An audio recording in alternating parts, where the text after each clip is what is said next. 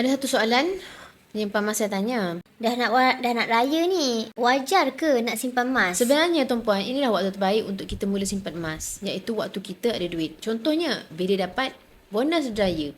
Biasanya bila musim raya, ramai orang kata lebih berbelanja. Kita beli baju raya, kuih raya, bagi duit raya, macam-macam lagi. Kadang-kadang tanpa sedar, perbelanjaan kita jadi over daripada bajet yang sepatutnya. Jadi, cadangan saya kepada tuan-tuan dan puan-puan yang dapat bonus raya, asingkan sikit je daripada bonus tersebut, tak perlu banyak. Sekecil RM100 pun dah cukup untuk anda simpan emas. Di Public Gold, dengan RM100 pun anda dah boleh buka simpanan emas melalui akaun Gap. Bayangkan selepas raya je nanti, bila semua perbelanjaan dah selesai, sekurang-kurangnya kita masih ada sesuatu yang kita simpan untuk diri kita sendiri. Orang lain mungkin dah habiskan duit raya dan terpaksa pula guna kad kredit. Tapi kita masih ada simpanan dalam bentuk emas. Itulah bezanya antara berbelanja dan menabung.